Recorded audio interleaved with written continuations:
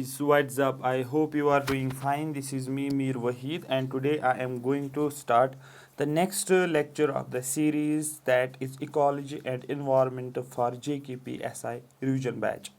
ठीक है, आज हम नेक्स्ट लेक्चर करेंगे। जो मैंने पहले कॉन्सेप्ट्स आपको बताए हैं, आई होप आपने पीडीएफ को जो है रिवाइज किया होगा, आपने कॉन्सेप्ट को जहन में रखा होगा, क्योंकि मैं पहले भी बोल चुका हूँ आपको पहले लेक्चर में कि 10 से 12 क्वेश्चंस इकोलॉजी एनवायरनमेंट को आपको दिया जाएगा।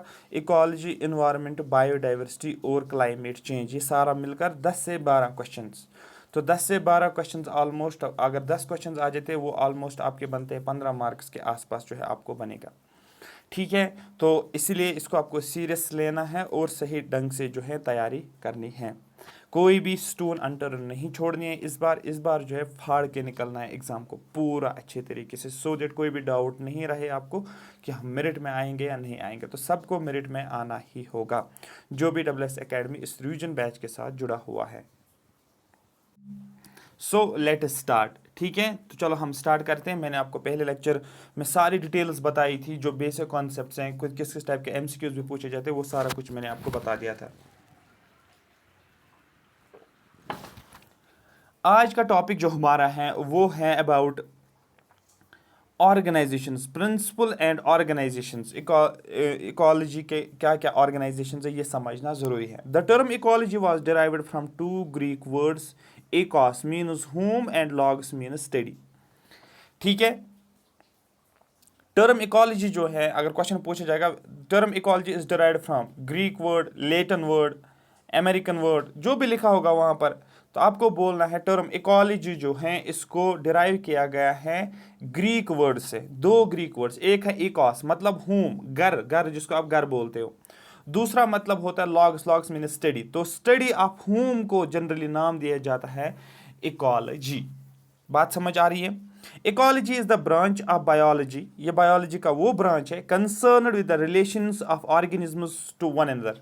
यहाँ पर जो ऑर्गेनिजम्स होते हैं उनकी रिलेशन एक दूसरे के साथ, कैट की रिलेशनशिप डॉग के साथ, डॉग की रिलेशनशिप एलिफेंट के साथ, इस तरीके से मतलब जो भी आपके इन्वायरमेंट में जो आपके ऑर्गेनिजम्स होते हैं उनका इंटरेक्शन एक दूसरे के साथ।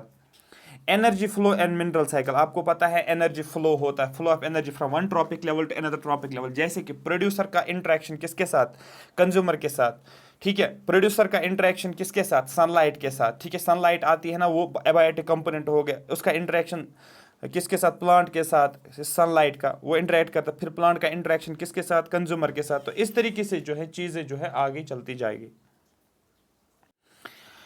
ठीक है, और मिनरल साइकिल्स आपको पता है कौन कौन सा साइकिल, नाइट्रोजन साइकिल है आपके पास, फास्फोरस साइकिल उसमें भी, या कार्बन डाइऑक्साइड साइकिल आपके पास, या वाटर साइकिल आपके पास, उसमें भी क्या होते हैं, जो भी आपके पास ऑर्गेनिजम्स होते हैं वो एक दूसरे के साथ इंटरेक्शन में रहते हैं एंड देयर फिजिकल सराउंडिंग्स और इन्वायरमेंट के साथ साथ। तो ये सारा कुछ इकोलॉजी में हम डिस्कस करते हैं। अब क्या क्या लेवल ऑफ ऑर्गेनाइजेशन है इकोलॉजी में, सबसे पहला जो आप याद रखोगे वो हो गया इंडिविजुअल एंड स्पीशीज।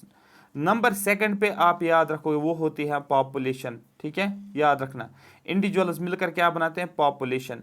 3rd जो होता है वो होता है कम्युनिटी। 4th जो होगा वो होगा आपका इकोसिस्टम।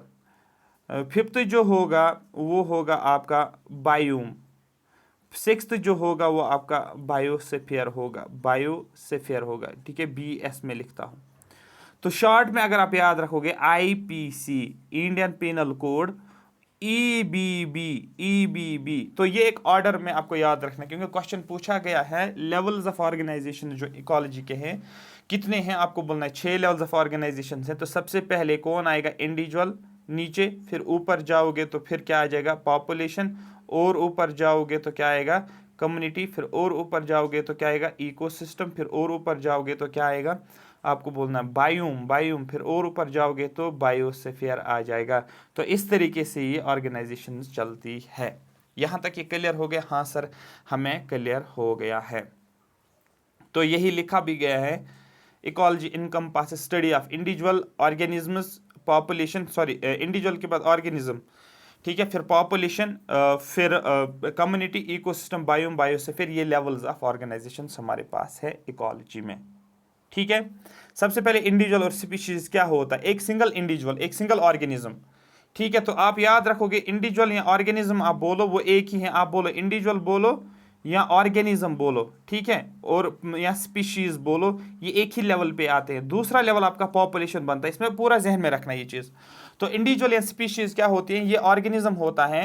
ऑर्गेनिज्म क्या होता है, एक individual living being that has the ability to act और फंक्शन इंडिपेंडेंटली। एक ऐसा ऑर्गेनिज्म, एक ऐसा इंडिविजुअल जिसके पास लाइफ होती है। फॉर एग्जाम्पल प्लांट आप ले लो, फॉर एग्जाम्पल आप एक एनिमल ले लो, ठीक है, आप एक माइक्रो ऑर्गेनिज्म ले लो, ठीक है, एक ऐसा ऑर्गेनिज्म, एक ऐसा इंडिविजुअल जिसके पास लाइफ है, जो लिविंग है, जिसकी एबिलिटी है कि वो क्या करता है, वो एक्ट या फंक्शन करता है इंडिपेंडेंटली। बात समझ आ रही है। सेकंड होती है पॉपुलेशन। पॉपुलेशन क्या होती है, population is a community of interbreeding organisms. अब यहाँ पर देखो, फॉर एग्जांपल मैंने लिया था एक ऑर्गेनिज्म, मैंने डॉग लिया था। अब डॉग्स को ही मिलाकर dog dog dog dog dog dog, अब डॉग की पॉपुलेशन बन गई है। तो वही होता है, यही ऑर्गेनिज्म डॉग जो है ये मिल गए हैं और उन्होंने क्या बोला है, डॉग्स की पॉपुलेशन बन गई है। Population of a community of interbreeding organism, same species है, occupying a defined area during a specified time, एक एरिया को ये कवर करते हैं, ऑक्यूपाई कर लेते हैं, ये पॉपुलेशन आता है। जैसे कि पॉपुलेशन ऑफ लार्ज कैट्स, जो बड़े बड़े कैट्स है, फॉर एग्जांपल टाइगर्स की population, tiger tiger tiger, tiger एक ऑर्गेनिज्म है, लेकिन टाइगर्स को मिलाओ तो आपकी टाइगर पॉपुलेशन बनती है। लाइन की बात करेंगे, ठीक है, लाइन, तो लाइन को मिलाओगे तो लाइन की पॉपुलेशन बन जाएगी। फिर होता है कम्युनिटी। कम्युनिटी में बहुत सारे पॉपुलेशंस आप देखोगे। फॉर एग्जांपल अगर मैं ये कम्युनिटी बनाता हूँ, आप किस कम्युनिटी में रहते हो, आप बोलोगे यहाँ पर ह्यूमन्स भी रहते हैं, फॉर एग्जांपल ह्यूमन बींग्स आप फॉर एग्जांपल 5000 इस सिटी में रहते हैं या इस विलेज में रहते हैं। उसके बाद यहाँ पर कुछ डॉग्स भी रहते हैं, पूरी कैलकुलेशन पता नहीं है, सपोज हम बोलेंगे 100 डॉग्स हैं इस एरिया में। फिर बोला जाएगा कैट्स भी यहाँ पर एक ऑलमोस्ट, यहाँ पर बोलेंगे 200 कैट्स हैं पूरे इस इलाके में। फिर बोला जाएगा यहाँ पर जो है और भी बर्ड्स भी हैं, आप बोलोगे सर यहाँ पर बर्ड जो है 10,000 बर्ड्स हैं इस इलाके में। तो इस तरीके से डिफरेंट ऑर्गेनिज्म जो हैं एक एरिया में आपको देखने को मिलेगा, जो एक कम्युनिटी को डेफर करते हैं। आ रही बात समझ आ गया। जैसे कि ग्रास लैंड कम्युनिटी, जैसे कि हमारे पास क्या है, एक कम्युनिटी है ग्रास लैंड, ठीक है, इज डोमिनेटेड बाय ग्रासेस दो इट में कंटेन हर्ब्स। जैसे कि यहाँ पर मैं वेजिटेशन ले लूँगा, यहाँ पर मैं हर्ब्स ले लूँगा, यहाँ पर मैं ट्रीज ले लूँगा, यहाँ पर मैं प्लांट्स ले लूँगा, यहाँ पर मैं ग्रासेस को ले लूँगा, ठीक है, यहाँ पर ग्रास, यहाँ पर ग्रास, यहाँ पर ग्रास, यहाँ पर ग्रास। तो यहाँ पर क्या होता है, अब हमने क्या ली है, एक कम्युनिटी जिसको बोलते हैं हमने ग्रास कम्युनिटी ली है, ग्रासेस की कम्युनिटी ली है। लेकिन जो ग्रास कम्युनिटी जो है उसमें ग्रासेस तो हैं 1 2 3 4 ग्रासेस, इसने डोमिनेट तो किया है एरिया इस ग्रास ने। लेकिन ग्रासेस के अलावा आपको कुछ एक दो प्लांट भी देखने को मिलेगा, एक दो जो है यहाँ पर आपको हर्ब्स भी देखने को मिलेगा, एक दो ट्रीज भी देखने को मिलेगा। तो ओवरऑल ग्रास ने इस एरिया को डोमिनेट किया। तो ये क्या बन गई है, ये बन गई है एक ग्रास लैंड कम्युनिटी। ये क्लियर हो गया। तो यही लिखा है, communities in most instances are named after the dominant plant form. तो कम्युनिटीज को नाम दिया जाता है किस प्लांट फॉर्म ने डोमिनेट किया है। जैसे कि फॉरेस्ट कम्युनिटी की मैं बात कर रहा हूँ, यहाँ पर फॉरेस्ट है, यहाँ पर फॉरेस्ट है, यहाँ पर फॉरेस्ट है, ये फॉरेस्ट है, यहाँ पर फॉरेस्ट है, यहाँ पर फॉरेस्ट। लेकिन यहाँ पर स्मॉल ट्रीज भी हैं, यहाँ पर ग्रासेस भी हैं, ग्रासेस भी है, यहाँ पर हर्ब्स भी हैं, हर्ब्स भी हैं, यहाँ पर श्रब्स भी हैं, यहाँ पर श्रब्स भी हैं। लेकिन ओवरऑल डोमिनेट किसने किया है, आप बोलोगे फॉरेस्ट ने इसको डोमिनेट किया। तो ये क्या बन गई है, फॉरेस्ट कम्युनिटी। इवन दो यहाँ पर आपको और भी चीज़ें देखने को मिल रहा है, हर्ब्स भी, स्मॉल ट्रीज भी आपको देखने को मिलेगा, ठीक है, ग्रासेस भी आपको देखने को मिलेगा, ठीक है। उसके बाद एक और कॉन्सेप्ट है जिसको बोलते हैं हम इकोसिस्टम, क्योंकि ये लेवल्स ऑफ ऑर्गेनाइजेशन इकोलॉजी का पढ़ रहे हैं। तो मैंने आपको पहले स्पीशीज या इंडिविजुअल या ऑर्गेनिज्म का नाम बोला, दूसरा मैंने आपको पॉपुलेशन का भी बोला, तीसरा मैंने आपको कम्युनिटी का भी बोला। अब चौथे लेवल पे क्या आएगा, हमारा इकोसिस्टम। इकोसिस्टम क्या है, इसको समझना बहुत ज़रूरी है। इकोसिस्टम इन डिटेल में तो मैंने आपको ऊपर बताया भी है, इसके ऊपर क्वेश्चन भी पूछा गया, बट यहाँ पर हमें पढ़ना पड़ेगा। An ecosystem is a community of organisms interacting with each other and with their environment such that energy is exchanged and system level processes such as the cycling of elements emerge. तो ये किस में बोला जाता है, ये ecosystem में बताया जाता है। इसमें क्या होता है, ये ऑर्गेनिजम्स की एक कम्युनिटी होती है जो एक दूसरे के साथ इंटरेक्ट करते हैं। जैसे कि मैंने अभी बोला यहाँ पर डॉग्स की community, dog dog dog dog dog dog.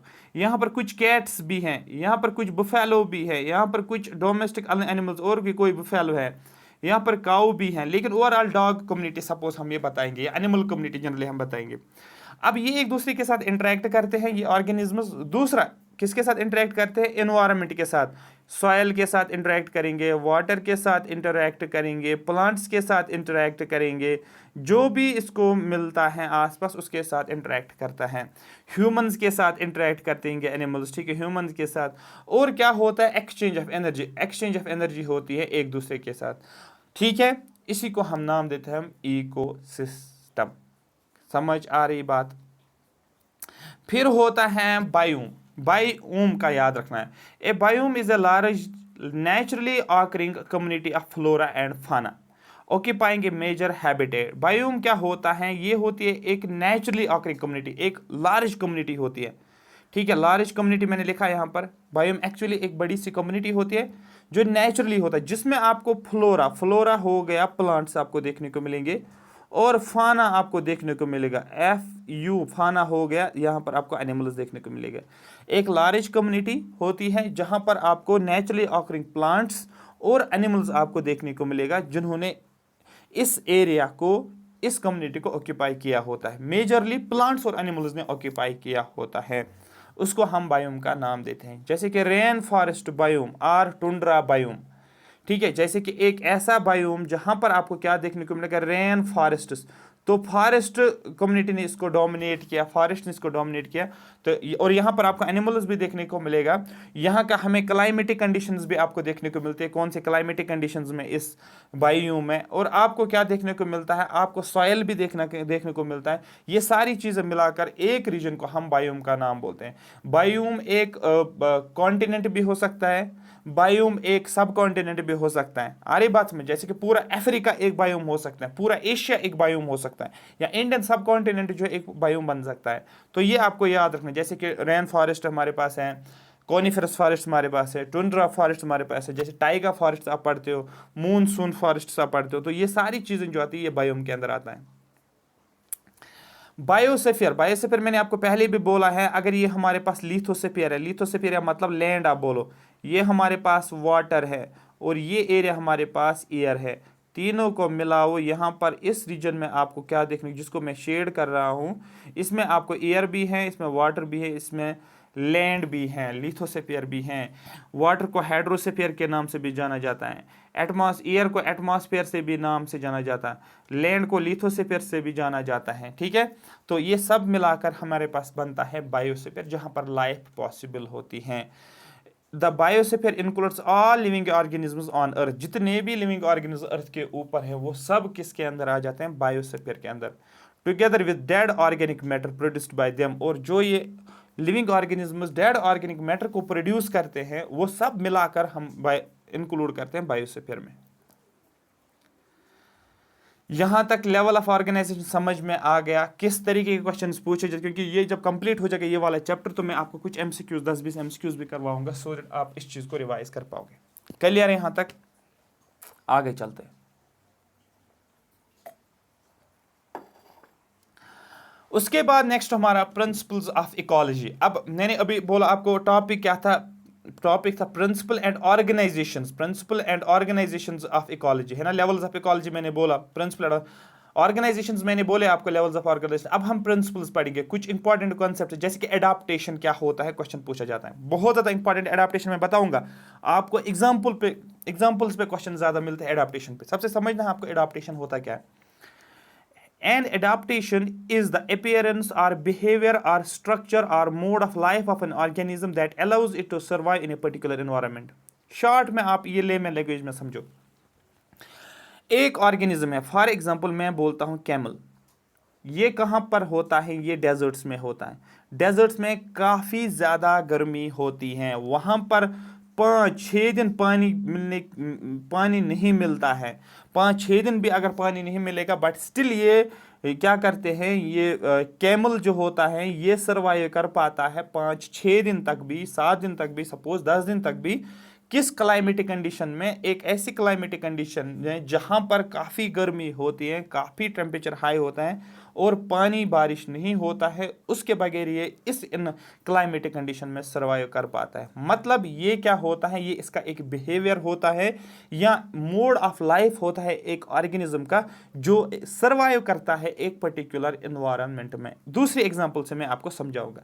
जैसे कि आपको पता है हमारे पास ये हमारे पास अर्थ है, अर्थ में ये हो गया नॉर्थ पोल और यहां पर आप आ जाओगे ये हो गया साउथ पोल। तो आपको पता है पोल्स में लाइफ बहुत मुश्किल होते है सर्वाइव करना, लेकिन कुछ एनिमल्स यहां पर रहते हैं, जैसे कि पोलर बियर की बात करेंगे। पोलर बियर यहाँ पर सर्वाइव करना बहुत मुश्किल होता है अगर ह्यूमन जाएंगे या और भी कोई अदर एनिमल जाएंगे, क्योंकि क्लाइमेटिक कंडीशंस यहाँ पर बहुत ज़्यादा ठंड होती है, नेगेटिव में टेम्परेचर है, फ्रीज होता है यहाँ पर इंसान। तो लेकिन स्टिल यहाँ पर क्या करते हैं, कुछ ऑर्गेनिजम्स क्या करते हैं, एक पर्टिकुलर इन्वायरमेंट में सर्वाइव करते हैं। ठीक है, इनका मोड ऑफ लाइफ जो होता है, इनका बिहेवियर जो होता है, वो इस एनवायरनमेंट में सर्वाइव कर पाते, इसी को हम नाम देते हैं एडाप्टेशन। जैसे कि आपने देखा होगा डेजर्ट्स में क्या होता है, कौन से वेजिटेशन वहां पर होते हैं, आपने देखा सर स्टोमेटा होता है, स्टोमेटा होता है जो कि आपको डेजर्ट्स में अगर प्लांट्स की बात करेंगे। क्यों ये स्टोमेटा वहां पर होता है, ठीक है, किस तरीके से वहां पर सर्वाइव कर पाता है, क्यों बाकी जो वेजिटेशन है वहां पर नहीं होती है, बट स्टोमेटा हमें डेजर्ट रीजन्स में हमें देखने को मिलेगा। ऐसा क्या है स्टोमेटा के अंदर जिससे वो उस इन्वायरमेंटल कंडीशंस में सर्वाइव कर पाते हैं, उस पर्टिकुलर इन्वायरमेंट में सर्वाइव कर पाते हैं। तो ये हम समझेंगे। मेनी डेजर्ट प्लांट्स जैसे कि हैव थिक क्यूटिकल, इनका जो कवर होता है, जो इनका लीफ होगा या उसके जो जो ये क्या बोलते हैं, ये प्लांट जो होता है इसका जो क्यूटिकल होता है वो थिक होता है, मोटा होता है। ऑन देयर लीफ सरफेस, जो इसका लीफ होता है, जिसके मैं यहां पर एक लीफ बनाता हूं, ये मैंने एक लीफ बना लिया, तो लीफ का क्यूटिकल जो होता है वो थिक होता है, मोटा होता है। ठीक है, जो सरफेस होती है ये मोटी सरफेस होती है। And have their stomata arranged in deep pits, और इसमें जो लीफ के ऊपर जो स्टोमेटा होते हैं, आपको पता है स्टोमेटा आपने पढ़ा होगा, ये क्या होते हैं, ये डीप होते हैं। ठीक है, ये स्टोमेटा जो होते हैं ये अंदर होते हैं, इस सरफेस के अंदर। Arranged in deep pits to minimize water loss through transpiration, तो यहाँ पर क्या होता है, जो भी लॉस ऑफ वाटर होता है लीव्स के थ्रू, आपको पता है लीव्स के थ्रू लॉस ऑफ वाटर होता है। ठीक है, loss of water through the leaves, इसको हम ट्रांसपायरेशन का नाम बोलते हैं। लेकिन ये जो यहाँ पर जो आपके पास क्या बोलते हैं इसको, स्टोमेटा जो होता है, ये डीप स्टोमेटाज आपको देखने को मिलेगी, जिसकी वजह से वाटर का लॉस जो होता है वो कम होता है, वाटर लॉस उतना नहीं होता है। फॉर एग्जाम्पल अगर ये 5 लीटर्स ऑफ वाटर जो है एक प्लांट रात को क्या करता है, लॉस करता है, इन जनरल में कोई भी प्लांट। लेकिन अगर आप देखोगे ये वाला प्लांट जो आप जिसका आप जो डेजर्ट एरिया में, ये 5 के बदले 2 लीटर से लॉस करता है, लेकिन 5 लीटर्स तो लॉस नहीं करता है। तो लॉस ऑफ वाटर यहाँ पर कम होता है, जो ट्रांसपायरेशन होता है जिसकी वजह से पानी लॉस होता है, लेकिन ये प्लांट जो होते हैं लॉस कम दिखाते हैं बिकॉज ऑफ थिक क्यूटिकल, इसलिए ये क्या करते हैं, इस एरिया में सर्वाइव कर पाते हैं। Some desert plants like opuntia, एक प्लांट जिसका नाम है ओपनशिया, ये क्वेश्चंस पूछे जाते हैं, which are the following shows adaptation in deserts. तो आपको पता होना चाहिए ओपनशिया की बात की जा रही है, या मैंने ऐसे क्या बोलते प्लांट की बात की जिसका क्यूटिकल थिक होता है, या क्वेश्चन पूछा कि plants having thick cuticle shows adaptation in deserts, आपको बोलना है बिल्कुल ठीक है। Some desert plants like opuntia have no leaves, ठीक है, कुछ प्लांट्स हैं ऐसे हैं, सपोज मैंने ये प्लांट बनाया है, ये दूसरा प्लांट मैंने बनाया यहाँ पर, ये दूसरा प्लांट है, एक प्लांट को मैंने लीव्स बनाए थे। आपने देखो जितने भी प्लांट्स हैं उनके ऊपर कुछ ना कुछ लीव्स तो होते हैं, लेकिन ये प्लांट अगर आप देखोगे इसमें लीव्स नहीं है। दूसरा प्लांट, ये पहला प्लांट हो गया, दूसरा प्लांट हो गया, ये दूसरा प्लांट, इसमें लीव्स नहीं है। They are reduced to spines, इसमें क्या होते हैं, स्पाइन्स होते हैं, पतले पतले से, इस तरीके से आपने देखा होगा स्पाइन्स होते हैं, स्पाइन्स होते हैं। ठीक है, इनमें लीव्स नहीं होते, बल्कि क्या होते हैं, लीव्स के बदले स्पाइन्स होते हैं। जब स्पाइन्स होते हैं उससे क्या होगा, and the photosynthetic function is taken over by a flattened stem. लेकिन फोटोसिंथेसिस ये प्लांट्स किस तरीके से दिखाते हैं, ये ओपन शेक कहाँ पर फोटोसिंथेसिस दिखाता है, जो इसका स्टेम जो होता है ना, ये स्टेम जो होता है ना, इस स्टेम के थ्रू ये क्या करता है, फोटोसिंथेसिस दिखाता है। Few leaves mean less area is available for transpiration, क्योंकि इस पे लीव्स बहुत कम है, या आप ये बोल सकते हैं लीव्स के बदले यहाँ पर स्पाइन्स हैं, जिसकी वजह से वाटर लॉस जो होता है, वाटर लॉस जो होता है वो कम होता है, इसीलिए ये ओपन शेक सर्वाइव कर पाता है डेजर्ट्स में, क्योंकि ये इसमें वाटर लॉस उतना नहीं होता है। क्यों नहीं होता है, क्योंकि यहाँ पर लीव्स के बदले स्पाइन्स होते हैं, और स्पाइन्स के थ्रू वाटर लॉस बहुत कम होता है। ये कॉन्सेप्ट क्लियर हो गया। एक और एग्जांपल मैं एडाप्टेशन की बताऊंगा, जैसे कि मैमल्स फ्रॉम कोल्डर क्लाइमेट, जो कोल्ड क्लाइमेट होता है generally have shorter ears and limbs to minimise heat loss. For example अगर आप पोलर बियर देखोगे या ऐसे एनिमल्स आप देखोगे जो पोल्स पे रहते हैं, पोलर रीजन्स में रहते हैं, उनके ईयर जो होती है, ईयर कान जो होता है ना, वो शॉर्ट ईयर होता है, शॉर्ट ईयर, पूरे छोटे छोटे कान होते हैं, और लिम्ब्स भी होती है। अगर आप पोलर बियर देखोगे, आप देख लेना, ये अगर पोलर बियर मैं बनाता हूं तो इसकी लिम्ब्स आप देखना बिल्कुल शॉर्ट लिम्ब्स, बिल्कुल शॉर्ट लिम्ब्स। लेकिन अगर आप यही देखोगे यहाँ पर, आप कैमल देखोगे, उसके लंबी लिम्ब्स होती है। तो पोलर बियर में एक तो लिम्ब्स जो होते हैं, लेग्स जो होती है वो शॉर्ट होती हैं, दूसरे ये मैं एग्जांपल बोल रहा हूँ पोलर बियर, दूसरे उसके कान भी क्या बोल सकते हैं आप, छोटे होते हैं, ठीक है। वो एनिमल जो कि कोल्डर एरियाज में रहते हैं, उनके कान छोटे होते हैं और लेग्स छोटे होते हैं, जिसकी वजह से क्या होता है, कान छोटे होने का मतलब हीट लॉस, हीट जो होती है वो कम लॉस होती है, हीट लॉस जो होता है वो कम होता है, ठीक है। लिम्स शॉर्ट लिम्स का होने का मतलब यहां पर भी हीट लॉस क्या होती है, कम होती है। जब हीट लॉस कम होती है तो वो क्या करते हैं, कोल्डर क्लाइमेट में सर्वाइव कर पाते हैं। तो इसी को नाम बोलते हैं एलेनस रूल। ये क्वेश्चन पूछा गया, which of the following is true about Allen's rule. अगर आप कोई भी टेस्ट सीरीज उठा लोगे या कोई भी क्वेश्चन पेपर आप उठा लोगे, वहां पर एलेनस रूल पे क्वेश्चन पूछा जाता है। स्टेटमेंट क्या दिया जाता है, वहां पर लिखा होता है, mammals from colder climate generally have shorter ears and limbs to minimise heat loss, which of the following is true about Allen's rule. यहाँ लिखा which of the following is true about Allen's rule, फिर ये statement दिया होगा और 3 और statement दिया होगा। आपको बोलना है मैमल जो कोल्डर क्लाइमेट में उनकी शॉर्ट ईयर्स और शॉर्ट लिम्स होती है, ना कि लॉन्ग ईयर्स होते हैं, याद रखना लॉन्ग नहीं होता है। क्यों, क्योंकि हीट लॉस जो होता है कम होता है। जब हीट लॉस कम होगा उनकी बॉडी में गर्मी होगी, जब बॉडी में गर्मी होगी तो ये कोल्डर क्लाइमेट में सर्वाइव कर सकते हैं। इसी को एडाप्टेशन बोलते हैं। दूसरा कॉन्सेप्ट है एडाप्टेशन के बाद के साथ, इसको बोलते हैं स्पेसिएशन। क्वेश्चन पूछा गया है इसलिए यहां पर लेकर आए।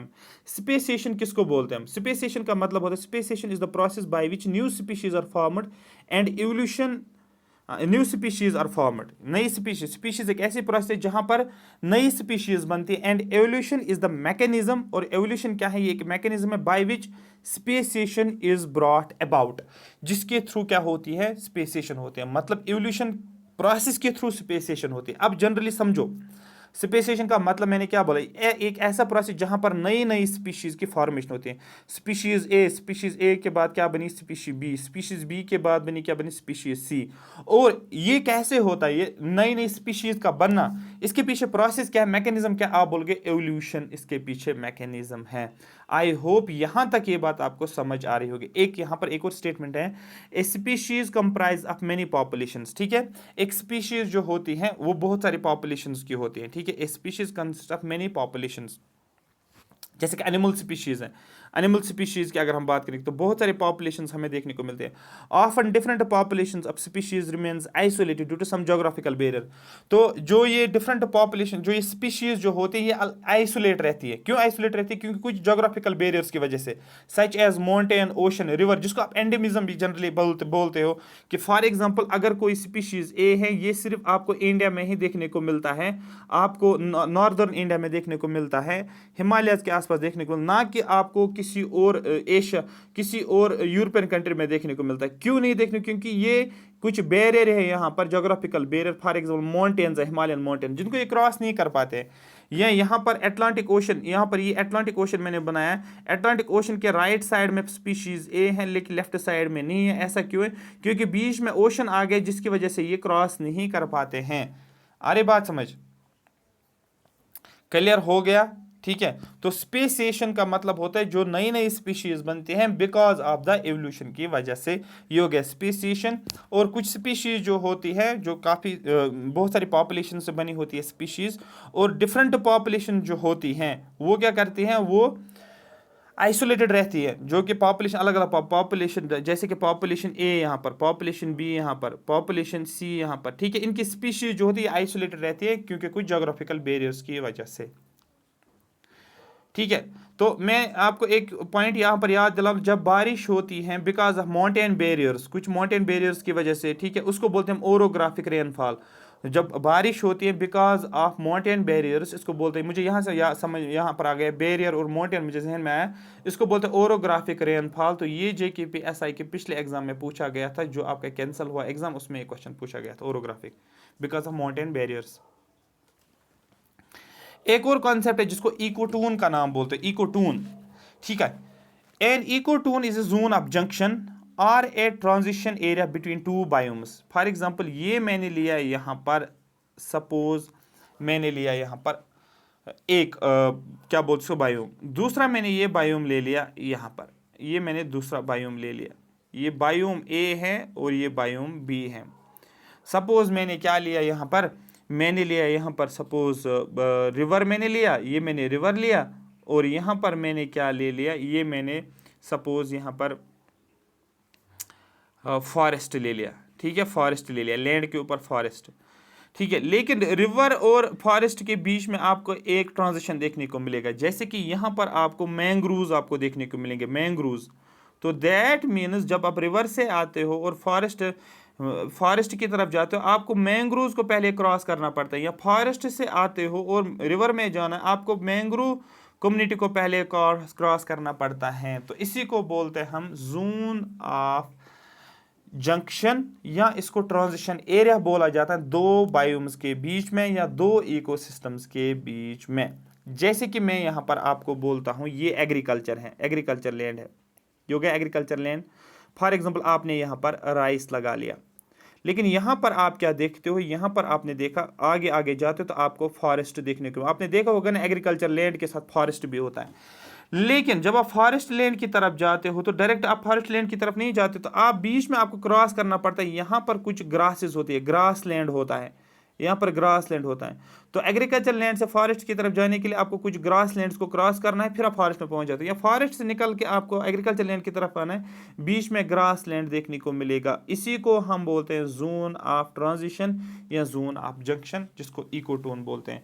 अब इस इकोटोन में स्पीशीज जो होती हैं, यहाँ पर राइस वाली स्पीशीज भी आपको देखने को मिलेगी, कुछ यहाँ पर कुछ फॉरेस्ट ट्रीज भी आपको देखने को मिलेंगे, या ऐसी भी स्पीशीज देखने को मिलेगी ना तो वो राइस में देखने को, ना तो वो राइस में होगा, ना तो फॉरेस्ट में देखने को, मतलब अलग और कोई स्पीशीज भी देखने को मिलेगी जो ना तो इस इकोसिस्टम में हो सकता है ना तो इस इकोसिस्टम में हो सकता है, बल्कि इकोटोन में हो सकता है। और वो स्पीशीज जो इस इकोटोन में पाई जाती है उनको बोला जाता है एज स्पीशीज, या जो भी ऑर्गेनिज्म्स, डिफरेंट ऑर्गेनिज्म्स इस जोन ऑफ जंक्शन में पाए जाते हैं, इसको हम एज इफेक्ट का भी नाम बोला जाता है। मेरी बात समझ में आ गई है? जैसे कि मैंने आपको एक एग्जांपल अभी बोला था, जब आप कहाँ से आते हो, आप रिवर से, ये रिवर है, रिवर से आते हो और आप कहाँ पर आते हो, ये हो गया टेरेस्ट्रियल लैंड के ऊपर, ये टेरेस्ट्रियल, और ये हो गया मरीन। बट फॉर एग्जांपल यहाँ रिवर की बात करो, बीच में आपको किसको क्रॉस करना पड़ता है, बीच में आपको क्या देखने को मिलेगा, आप बोलोगे मैंग्रोव्स आपको देखने को मिलेगा। अभी भी अगर आपको समझ नहीं आ रहा है तो फिर मैं एक और एग्जाम्पल से समझाऊंगा। जैसे कि आपको पता है ये इंडिया है, और ये पता है आपको यहाँ पर क्या है, बे ऑफ बंगाल है ना, बे ऑफ बंगाल। आप बे ऑफ बंगाल से कहाँ जाते हो, लैंड की तरफ जाते हो। तो लेकिन आप क्या देखते हो, यहाँ पर कोस्टल रीजन्स में आपको मैंग्रोव फॉरेस्ट देखने को मिलता है, मैंग्रोव ट्रीज देखने को मिलता है। तो दैट मीन्स ये बीच वाला जो होता है, जो कोस्टल रीजन्स पे, या आप ये बोलते शोर्स पे, ठीक है, क्या देखने को मिलता है, आपको मैंग्रोव देखने को मिलेगा। इसी को हम नाम देते हैं इकोटोन। Clear, all set. अब देखो एन इको, ये हो गया, ये डाइवर्स इकोसिस्टम, दो डाइवर्स इकोसिस्टम्स के बीच में आप बोल सकते हो, ठीक है, ये वाला आ गया, या दो बायोम्स के बीच में आप बोल सकते हो। Ecotone is the zone where two communities meet and integrate, जहां पर दो कम्युनिटीज, कम्युनिटी ए और कम्युनिटी बी, यहाँ पर क्या करते हैं, ये मीट करते हैं या इंटीग्रेट आप बोल सकते हो। For example mangrove forest represent N ecotone between marine and terrestrial ecosystem. Question बहुत ज़्यादा इंपॉर्टेंट, क्योंकि एग्जाम्पल से ही चीज़ें समझ आ जाती है। मैंग्रोव फॉरेस्ट जो है ये एक इकोटून है, ठीक है, एक इकोटून है, एक ट्रांजिशन है मरीन और टेरेस्ट्रियल इकोसिस्टम। मरीन और टेरेस्ट्रियल, जैसे कि मैंने आपको बोला था बे ऑफ बंगाल और जो इंडिया, इसके बीच में आपको क्या देखने को मिलेगा, कोस्टल रीजन पे आपको mangrove forests. Other examples are grasslands between forest and desert, जैसे कि ये डेजर्ट है, जैसे कि ये एरिया जो है ये डेजर्ट है और ये एरिया जो है यहाँ पर फॉरेस्ट है, तो ये फॉरेस्ट है, ये डेजर्ट है। तो आप डेजर्ट से फॉरेस्ट में जाते हो, लेकिन आप डायरेक्टली आपको डायरेक्ट जो ही ये नहीं कि आप यहाँ पर पहुँच गए इस बॉर्डर पे तो सीधे आप फॉरेस्ट में आ गए, नहीं, डेंस फॉरेस्ट नहीं, आपको बीच में ग्रास लैंड, आपको ग्रास भी आपको देखने को मिलेगा। तो इस ग्रास लैंड को बोला जाता है, ये हो गया ट्रांजिशन जोन।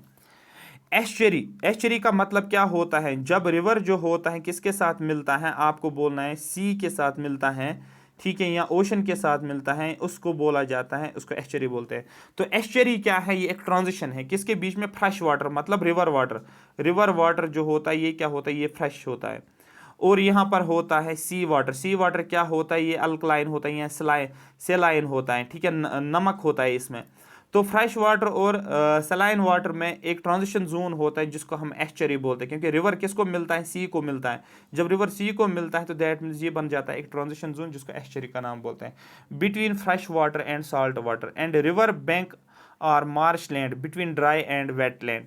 आपको पता है कि ड्राई लैंड है, ठीक है, ये लैंड जो है ये ड्राई है, ये ड्राई एरिया है। और यहाँ पर आप क्या देखोगे, यहाँ पर आप देखोगे, यहाँ पर आप पानी देखोगे, ये आप एरिया देखोगे, ये होता है वेट एरिया। तो लेकिन यहाँ पर आप कुछ देखोगे, कुछ ऐसा रीजन जहाँ पर पानी आपको देखने को मिले, इसी को बोला जाता है रिवर बैंक, रिवर का बैंक, या कोई भी मार्शी लैंड आप देखोगे, ठीक है। तो ये हो गया वेट वाला एरिया, ये वेट एरिया हो गया, और ये ड्राई एरिया हो गया। इनके बीच में एक जोन होता है जिसको बोलते हैं रिवर बैंक या marshy land, between dry and wet. I hope ecotone आपको समझ आया है कॉन्सेप्ट।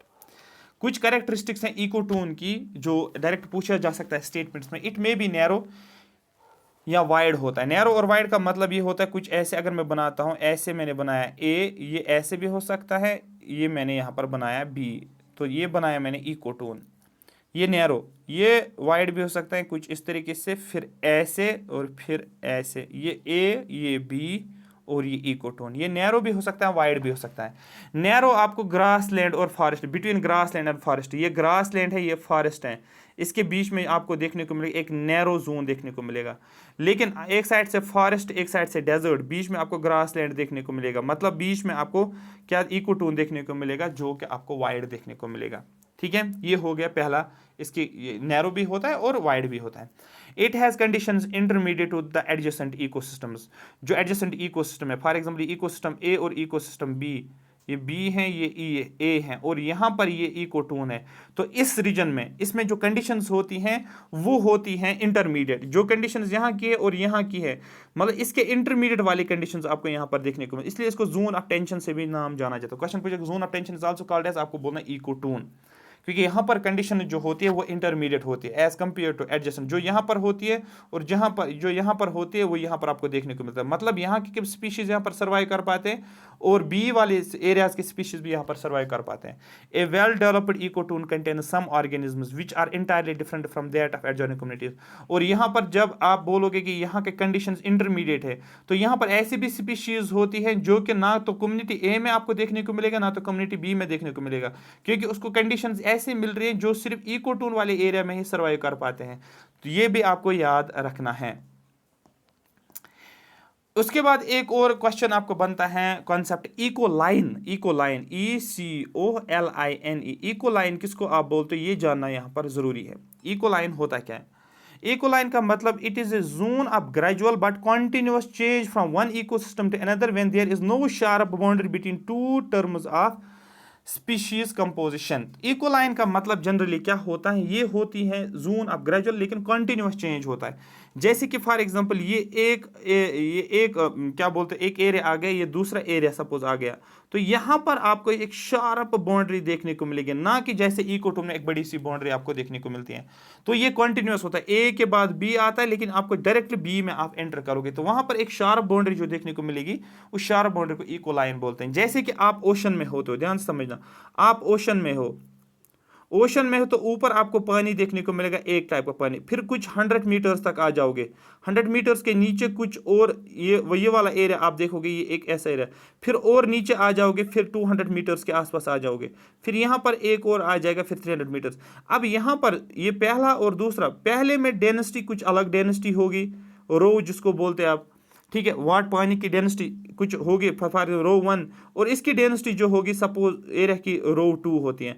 और जहां पर ये रो 1 से चेंज हो गया रो 2, वहां पर वो बाउंड्री जो होती है उसको इकोलाइन का हम नाम बोलते हैं। क्लियर हो गया। Ecoline occurs across the environmental gradients, जो इन्वायरमेंटल ग्रेडियंट, जैसे कि मैंने आपको बोला है कि डेंसिटी जो होती है सरफेस की, सरफेस वाटर की, वो अलग होती है, और उसके 100 मीटर से नीचे जाओगे, फिर जो 100 मीटर्स तक क्या है, एक डेंसिटी है रो 1। जो ही रो 2 में, जो ही अब ये क्रॉस किया आपने, रो 2 में आ गए, तो शार्प बाउंड्री यहाँ पर देखने को मिलेगा। Gradual change in abiotic factors such as altitude, temperature, कहीं पर आपको ऑल्टीट्यूड का फैक्टर, कहीं पर टेम्परेचर का फैक्टर, जैसे कि एटमॉस्फेयर में आप बोलोगे, मैं आपको एटमॉस्फेयर के एग्जांपल दे दूंगा। जैसे कि ये अर्थ है, ये वाला अर्थ है, और ये एटमॉस्फेयर है, ठीक है, ये आप ऊपर ऊपर जाते हो। सपोज आप यहां पर हो, आप ऊपर ऊपर जाते हो स्पेस में, सपोज आप यहां पर आ गए, ये यहां पर आप बोलूंगा मैं 400 मीटर, 400 किलोमीटर के आसपास सपोज, ठीक है, 400 किलोमीटर। तो सपोज आप पहले 10 किलोमीटर में गए, आप पहले 10 किलोमीटर में आप गए, तो आपको जो है टेम्परेचर 10 किलोमीटर पे तक जो है आपको एक किस्म का टेम्परेचर देखने को मिल रहा है। फॉर एग्जांपल आपको 20 डिग्री सेंटीग्रेड टेम्परेचर आप फील कर रहे हैं, ठीक है। जो ही आप यहां पर आ गए इस लाइन पे, ठीक है, जो कि लाइन ए मैंने रखा है इसको नाम लाइन ए। जो ये लाइन यहाँ पर आपने 10 किलोमीटर वाली लाइन थी, तो यहाँ पर 20 डिग्री, जो ही आप इस पॉइंट ए पे आ गए, अब आप ऊपर चले गए, जो ही आप इस पॉइंट पे आ गए जहां पर 10 किलोमीटर का, जो ही आपने 10.1 किलोमीटर पे आ गए, आपने देखा यहाँ पर टेम्परेचर जो हो गया 30 डिग्री सेंटीग्रेड। तो यहाँ पर आप देखो शार्प चेंज हो गया टेम्परेचर में। जब टेम्परेचर में चेंज हो गया तो आपको बोलना ये इकोलाइन यहां पर बनता है। तो टेम्परेचर का चेंज होने का मतलब थर्मोक्लाइन होता है। सैलिनिटी का मतलब मैंने हेलोक्लाइन बोला गया है, ठीक है। डेप्थ में भी आपको चेंज आपको देखने को मिलेगा। आई होप ये आपको समझ आया इकोलाइन और इकोटून। एक और कॉन्सेप्ट है जिसको हम नाम बोलते हैं जनरली एज इफेक्ट या एज स्पीशीज। ये क्या होती है, ये इकोटोन के साथ कनेक्टेड है, जो मैंने अभी आपको बोला। फॉर एग्जांपल ये जोन ए है, इकोसिस्टम ए है, और बीच में आ गया आपको इकोटोन, और यहाँ पर आपको आ गया बी, कम्युनिटी बी आ गई, या इकोसिस्टम बी आ गया। अब ये इकोटोन में यहाँ पर जो भी स्पीशीज पाई जाती है ना इस जोन में, किसमें, इकोटोन में, उसको बोलते हम एज स्पीशीज, या उसको एज इफेक्ट भी आप बोल सकते हो।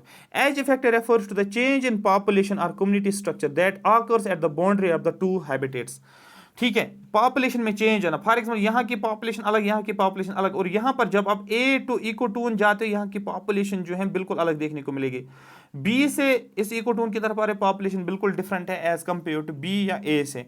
तो इसको बोला जाता है एज इफेक्ट, मतलब पॉपुलेशन में चेंज आना, इन पॉपुलेशन और कम्युनिटी में चेंज होना, कम्युनिटी के स्ट्रक्चर में या पॉपुलेशन में चेंज होना, जो कि बाउंड्री पे आपको देखने को मिलेगा दो हैबिटेट्स के बीच में, उसको बोला जाता है ecotone. Sometimes the number of species and the population density of some of the species in the ecotone is much greater than the either community. जो यहाँ की पॉपुलेशन जो होती है, ये कभी कभार क्या होता है, इसकी पॉपुलेशन ज़्यादा होती है एज कम्पेयर। फॉर एग्जाम्पल ये ग्रास लैंड है, ये ग्रास लैंड है सपोज, और यहाँ पर ये क्या है, फॉर एग्जाम्पल ये है सपोज ये डेजर्ट है यहाँ पर, और यहाँ पर ये फॉरेस्ट है, लेकिन यहाँ पर ग्रास लैंड हमें देखने को मिलेगा। ग्रास लैंड ज़्यादा है एज कम्पेयर टू डेजर्ट और फॉरेस्ट से, ठीक है। तो आपको पॉपुलेशन यहाँ पर स्पीशीज की ज़्यादा देखने को मिलती है, पॉपुलेशन डेंसिटी ज़्यादा है। 1 किलोमीटर एरिया में, 1 स्क्वायर मीटर में या 1 किलोमीटर एरिया में कितनी पॉपुलेशन है, उसको बोलते हैं हम डेंसिटी। तो ये ज़्यादा हो सकती है related to the either community, जो आपके आसपास वाली कम्युनिटी है, और इसी को हम एज इफेक्ट बोला जाता है। The organisms which occur primarily और most abundantly in this zone are known as species. और वो ऑर्गेनिज्म जो इस जोन में पाए जाते हैं, ठीक है, जो प्राइमरी या एबंडेंट है, यहाँ पर ज़्यादा देखने को मिलेगा, जैसे कि यहाँ पर लाइन्स ज़्यादा देखने को मिलता है या ग्रासेस ज़्यादा देखने को मिलता है, इसको हम एज स्पीशीज या एज इफेक्ट का भी नाम बोलते हैं। फॉर एग्जाम्पल यहाँ पर मैं बोलता हूँ the density of birds is greater in ecotone between forest and desert. अगर ये फॉरेस्ट एरिया है और ये एरिया जो है ये डेजर्ट वाला एरिया है, लेकिन ये जो है बीच वाला ये इकोटोन है, यहाँ पर हमें बर्ड्स ज़्यादा देखने को मिलते हैं, बर्ड वाली स्पीशीज ज़्यादा देखने को मिलती है, सपोज यहाँ पर 1000 बर्ड्स हैं, लेकिन यहाँ पर मैंने देखा यहाँ पर 600 बर्ड्स ही हैं, या यहाँ पर मैं देखूंगा यहाँ पर 800 बर्ड्स हैं, लेकिन यहाँ पर जो है बर्ड ज़्यादा हैं एज कम्पेयर टू फॉरेस्ट और डेजर्ट से, तो इसलिए यहाँ पर इसको बोला जाए एज स्पीशीज़ है, इसी को एज इफेक्ट के नाम से जाना जाता है। आई होप यहाँ तक ये बात आपको समझ आ रही होगी। अगर आपको ये समझ आया यहाँ तक, तो बाकी हम नेक्स्ट लेक्चर में करेंगे इकोलॉजिकल निश क्या होता है, नेक्स्ट लेक्चर में ये हम एक्सप्लेन करेंगे। अगर आपको ये लेक्चर समझ में आया, अच्छे तरीके से रिवीजन हो रहा है आपका, तो बोलो yes sir, yes sir, yes sir, हमें समझ में आगे जो आप पढ़ा रहे हो। सेशन को कंटिन्यू करो आप, और रिवीजन हमारा अच्छा हो रहा है, ठीक है। ये आप कमेंट सेक्शन में लिखोगे। और अभी तक अगर आपने चैनल को सब्सक्राइब नहीं किया तो चैनल को सब्सक्राइब करो। PDF जो है इसकी वो आपको WS Academy ऐप डाउनलोड करो, वहाँ से आपको PDF देखने को मिलेगा, ठीक है। वहाँ पर फोल्डर मैंने अब बना लिया है, वहाँ पर लिखा होगा JKPSI study material, lecture wise दिया होगा स्टडी मटेरियल, वहाँ से आप डाउनलोड करोगे। Thank you so much for watching me.